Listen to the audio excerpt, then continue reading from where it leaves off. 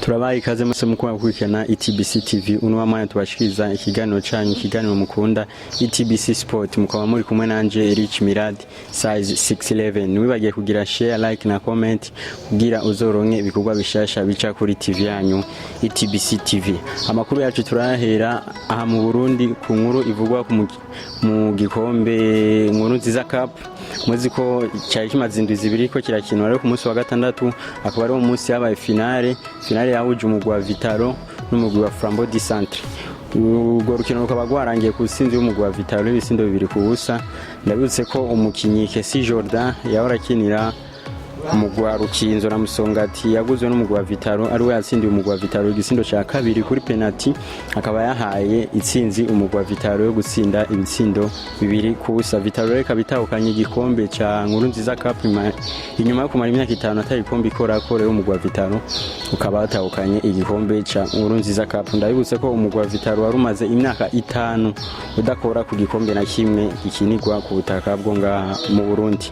Rero izindi nkuru zo ziravugwa mu Burundi ni umukinyi Kavumbagu yahora akina mu mugwi wa Rukinzo. Rero akaba amasezerano yiwe yarangiye bikavuga ko agiye gukina atararonka umugwi azokinira. Rero umukinyi Kavumbagu muzi ko yakinye mu mugwi itandukanye yagiye araca mu migwi itandukanye, ariko ubu rero amasezerano yiwe yarafitaniye n'umugwi wa Rukinzo akaba yarangiye. Nagoma ndabashikirize imwe mu migwi umukinyi Kavumbagu yagiye aracamwo muri kariyere yiwe amaze akina mu Burundi muri Primus League.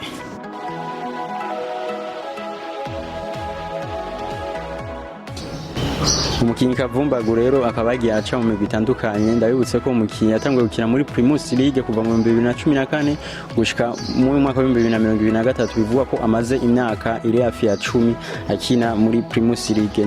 Naguma ndabaho urutonde rw'imigwi yagiye aracamo muri kariyere yiwe amaze akina umupira w'amaguru. Mu 2014 gushika mu 2017 ni kuvuga sezo 3 yazikinye mu mugwi wa Atletico Olympique. Kuva mu 2017 kuja mu 2018 akaba yakinye mu mugwi wa Vitaro sezo 2018 kuja mu 2019. akaba yaciye mu gihugu cy'u Rwanda mu mugwi wa Sunrise, acava mu gihugu cy'u Rwanda aja mu gihugu ca Tanzania mu mugwi wa Gwambina FC aho yakinye sezo 2019 ishira 2020. Ayo kuva mu 2021 gushika mu 2023 akaba yakina mu mugwi wa Rukinzo FC. Rero amasezerano yarafitaniye no mu mugwi wa Rukinzo FC akaba yarangiye. Ubu rero Kavumbagu Junior akaba ari agent libre, akaba yigenga no kuvuga ko umugwi wose umukeneye ushobora kumugura, ushobora kuvugana nawe kugira abasinyire amasezerano. Tugiye hanze muri za Amerika zo ziravugwa i Buraya, turahera mu mugwi wa Juventus ku mukinyi Dusan Vlahovic biko biravugwa ko ariko ararondegwa n'umugwi wa Chelsea. Rero ndabibutse ko umukinyi yatanguye arondegwa n'umugwi wa Real Madrid. Nyuma ya Real Madrid ibonye ko itoronka Kylian Mbappe canke itoronka Harry Kane, akaba ari yo plan yo kurondera umukinyi Dusan Vlahovic, ariko biboneka ko umugwi wa Real Madrid wavuye muri iyo dossier. Rero umugwi wa Chelsea akaba ari wo winjiye muri dossier guhera ku munsi w'ejo, aho umugwi wa Chelsea watanze bid $60 ko umukinyi Dusan Vlahovic, ariko umugwi wa Juventus akaba wanse kumutanguka avuga ko umugwi udafise $80 utomugura. Umugwi wa Juventus akaba wamuguze $70 muri sezo irangiye, ariko ukaba wifuza kumugurisha kubw'ubutunzi umugwi wa Juventus utifashe neza kugira ubashe kuronka amafaranga. Umugwi wa Juventus kavuga ko umugwi udafise $80 utotanga uwo mukinyi Dusan Vlahovic. N'umugwi wa Paris Saint-Germain ukaba kurinjira muri dossier ya Dusan Vlahovic mu gihe mu wa Paris Saint-Germain utakaza umukinyi wabo Kylian Mbappe, bikavuga ko atayindi plan baba basigaranye atari yo kurondera Victor Osimhen canke Dusan Vlahovic. Rero izindi nkuru zo ziravuga, tukaja ku mukinyi De Jong. Umukinyi De Jong akina mu mugwi wa FC Barcelona, Frankie De Jong vuga ko umugwi wa Manchester City watanze bid $110 z'amayero kugira barabe ko bosinyisha umukinyi Frank De Jong, ariko umugwi wa FC Barcelona akaba ataco urashikiriza kubijanye n'iyo bid yatanzwe n'umugwi wa Manchester City. Indi nkuru kiravugwa ni umugwi wa Manchester United muziko umunyegori wayo yaramaze imyaka myinshi asamira umugwi wa Manchester United rero David De Gea yasezeye ikibiriraho umugwi wa Manchester United nyuma yo gukinira imyaka 12 ndabutse ko yashitse afise imyaka 20 akaba ahavuye afise imyaka 32 bivugwa ko yakinye saison 12 ari mu mugwi wa Manchester United. Nagumana bashikirize zimwe muri stats zaranze umunyegori wa Manchester United David De Gea aherutse gusezera umugwi wa Manchester United. David De Gea yakinye inkino 545 mu mugwi wa Manchester United agira clean sheet nukuvuga kujya match iba ikarindi hera umunyegori atinzijwe igitsindo akaba yagize clean sheet 147 akina saison 12 atahukana trophy standatu harimo na Premier League umuzi ko umugwi wa Manchester United weruka mu 2012 weheshejwe n'umumenyereza Sir Alex Ferguson akaba ari nawe yari yaraguze uwo mukinyi David De Gea akaba usezeye rero ikibiri yawe nyuma yo gukina saison 12 akina umugwi wa Manchester United. Kubiravugwa rero umunyegori Andre Onana w'umunyakameruni ko ari wo yobagiye gusubirira umunyegori David De Gea mu mugwi wa Manchester United. Manchester United kabiri kiratanga miliyoni 45 mu mugwi Antel Domira ko umunyegori w'umunyakameruni Andre Onana ko yoava agugwa n'umugwi wa Manchester United ariko umugwi wa Antel Domira ukaba wabwiye umugwi wa Manchester United ati mudafise miliyoni 60 nidutanga umukinyi wacu Andre Onana muziko ari mu banyegori bigenjeje neza muri Champions League yerutse kurangira aho yashikanye n'umugwi wa Inter de Milan mu rukino rwa nyuma ariko finale batsinzwe n'umugwi wa Manchester City igisindo kimwe kubusa.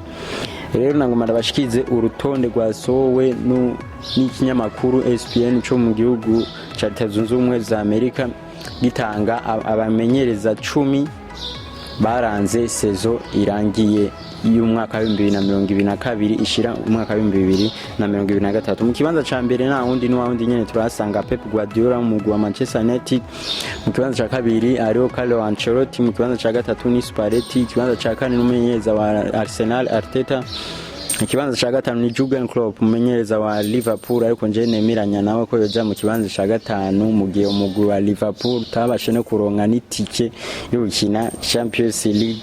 Ikibanza ca gatandatu bakaba ari Scaloni, ikibanza c'indwi ni Erik ten Hag mu mugwi wa Manchester United, ikibanza c'umunani ni De Zerbi, ikibanza c'icenda ni Inzaghi, ikibanza ca 10 turasanga umenyereza w'umugwi wa FC Barcelona akaba ari Xavi akaba ari wafata ikibanza cha 10.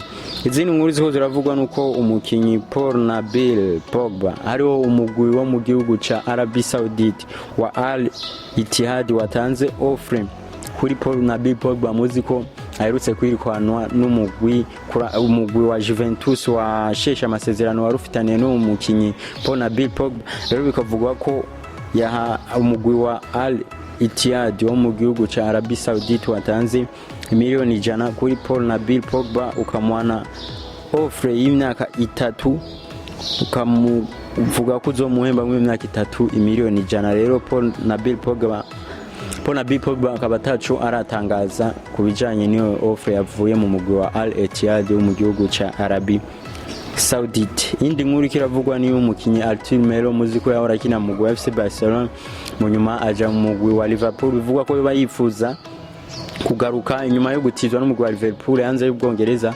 Biko biravuga ko umukinyi Arthur Melo akina hagati mu kibuga ko yo bayifuza kugaruka muri Premier League. Rero akaba yibonekeje imigwi 3 y'ikiramurondera akaba ari mu mugwi wa Aston Villa, Wolverhampton n'umugwi wa Crystal Palace akaba ari mu migwi 3 yibonekeje ko yifuza umukinyi Arthur Melo.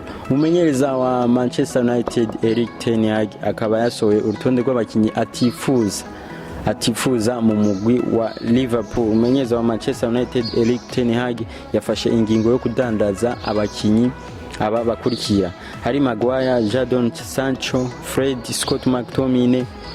Akavuga ko abo bose azobadandaza mwirici turimwo ko atifuza kubana nabo mu mugwi wa Manchester United. Umukinyi w'umugwi wa Chelsea David Datro Fofana w'imyaka 20 bikavuga ko yo bagiye gutizwa n'umugwi wa Chelsea mu mugwi wa Union Berlin.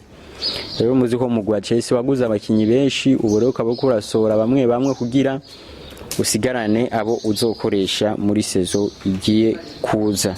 Hamwe yo ni amwe mu makuru twabateguriye, rero tukaba tubandanya n'izindi nkuru ziko ziravugwa nuko nagoma nabashikirize rivalite iri hagati ya Lionel Messi n'umukinyi Cristiano Ronaldo mu migwi yabo serukira gihugu. Inkino bamaze gukinira imigwi yabo serukira gihugu n'ibisindo bamaze kugenda barasinda mu migwi yabo serukira gihugu. Tugahera ku mukinyi Cristiano Ronaldo amaze gukina inkino 200 ari kumwe n'umugwi wa Seleção Portugal, amaze kukinira inkino 200 asinda ibisindo 123. Lionel Messi nawe ari kumwe n'umugwi wiwe wa Argentina ziko aherutse gutandukana igikombe c'isi, akaba amaze gukinira inkino 175 atsinda ibisindo 103. Izo rero ni zimwe muri stats ziranga abo bakinyi b'ivyamamare ku isi bose muzi ko baherutse kuva ku mugabane wa Buraya. Umwe yagiye mu mugwi wa Inter Miami, undi aja mu mugwi wa Al Nassr, bose rero ubu bakaba batakibarizwa ku mugabane wa Buraya. Izo zari stats zabaranze mu mugwi wabo serukira gihugu bagiye barakina. Ndabutse ko Cristiano Ronaldo yatahukanye igikombe ca Euro 2016